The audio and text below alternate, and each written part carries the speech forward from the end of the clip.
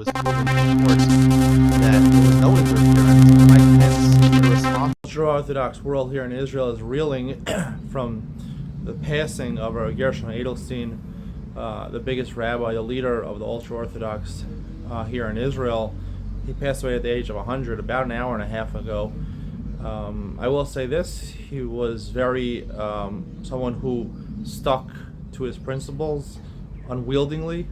Whatever he thought was the correct thing, he would not budge even an iota, which I guess in some circumstances was good. Some circumstances wasn't the best, but he really took on the responsibility after Chaim Kanievsky passed away.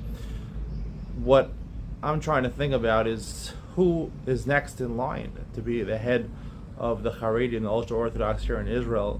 It was very clear after Rav Steinman passed away, Chaim Kanievsky, after Rav Chaim Kanievsky or Gershon Edelstein, who will step up to the plate now.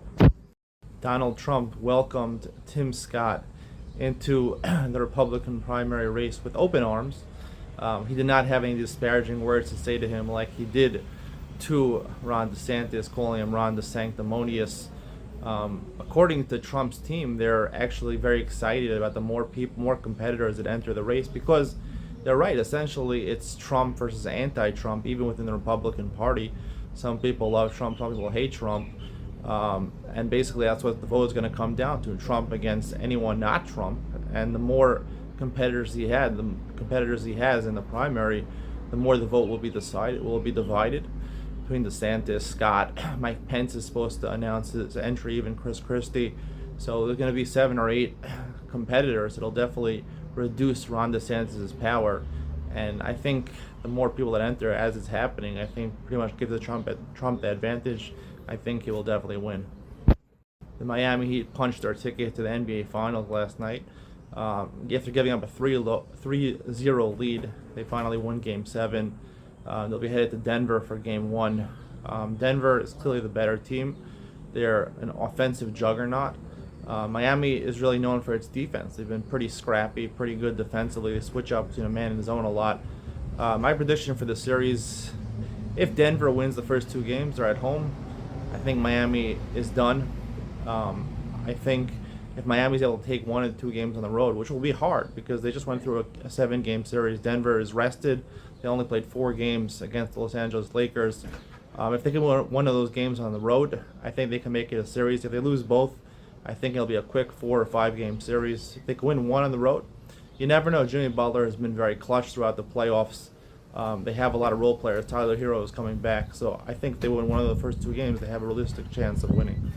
Over the past week, Target Corporation has come under a lot of fire for promoting trans and LGBTQ rights in their stores. They even had some bathing suits that were called tuck friendly.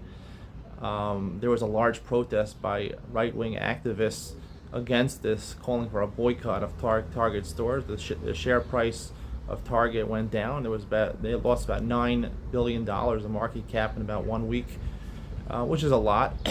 I think companies like this, Target, Bud Light, where they used a trans influencer to help promote their brand, only 7% of the people in the United States identify as part of the LGBTQ family, and 93% don't. So a universal brand like Bud Light or Target, I don't think this is the right move to use trans influencers.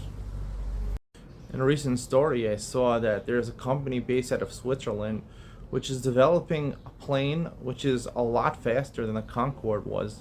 Concorde flew at 2 Mach, which is basically double the speed of sound. This will be flying at 5 Mach, expected to be ready by 2030 to transport 25 passengers. It'll be able to take people from Australia to the United States in 4 hours, which is absolutely incredible. And they say eventually they hope to expand it, that the planes will be able to hold 100 people. If this is really true, that this actually works out, and there's a plane that can travel 5 times the speed of sound, which is basically 5 times the speed of flights nowadays. I think this has been a long time in coming. Technology has, at least with phones and other types of artificial intelligence now, has gone so far, but plane travel is excruciatingly long sometime. I think this would be very welcome.